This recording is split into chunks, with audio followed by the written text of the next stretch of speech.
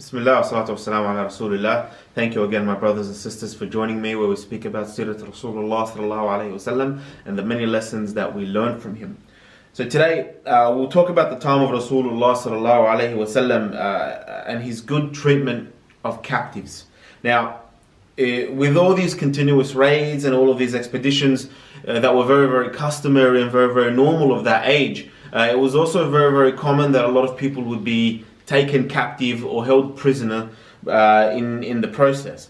And the humane, dignified treatment of these prisoners or these captives wasn't because of some resolution or law or anything like we have today in our international laws.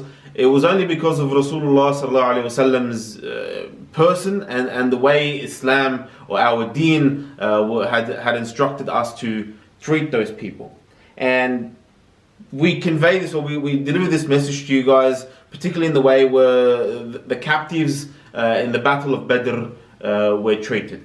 Now, we take us back there, which is the second year of the Hijrah in the month of Ramadan, where Rasulullah sallallahu alaihi wasallam led the Muslims, the first battle in Islam against the people of Quraysh, and they outnumbered them at least 3-1, and the Muslims were victorious.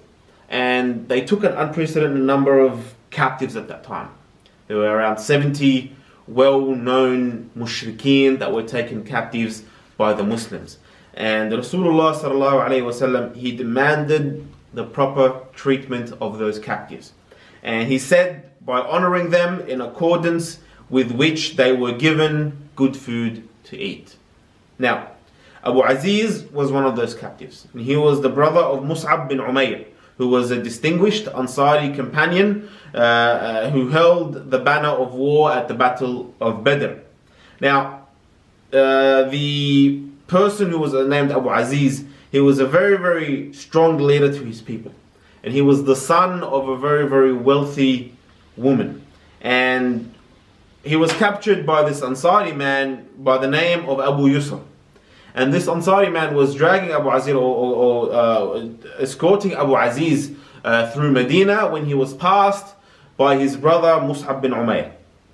And Mus'ab said to this Ansari man, tie him firmly. His mother is a woman of great wealth and maybe she would ransom him for you.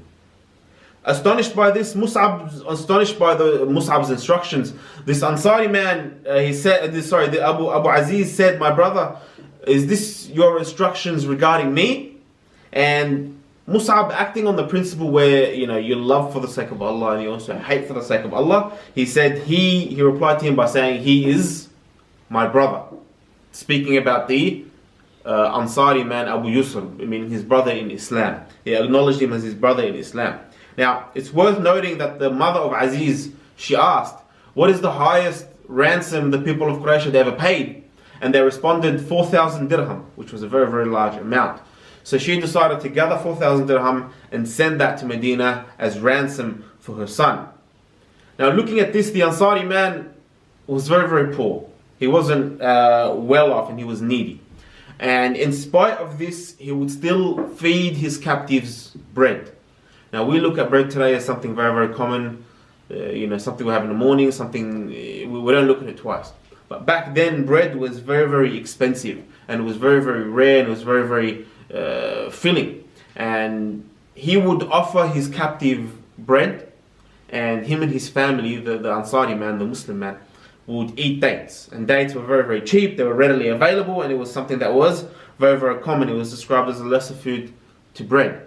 So it was later reported and narrated by Abu Aziz. He would say that, when they would bring my food and they would bring bread, and they would go to the other side of the room where they would eat their dates, I would be ashamed of eating this bread, so I would offer it back to them. And then they would return this bread to me. Now, my brothers and sisters, we've only skimmed the surface of the way Rasulullah ﷺ treated those captives. And in fact, we've only skimmed the surface of the way the companions would treat their captives only following the instructions of Rasulullah ﷺ. By saying, give them good food and treat them well. So this is where we see Rasulullah ﷺ's character and his influence on his companions, and the way the companions carried on his instruction and that influence to the followers and their followers until this very, very day is very astonishing. So the way they would treat their captives was very, very good. We ask Allah subhanahu wa ta'ala to give us that ability to treat people kindly and to give us the patience that they had in the past. أقول قولي هذا وأستغفر الله لي ولكم فاستغفروه إنه الغفور الرحيم. جزاكم الله خير.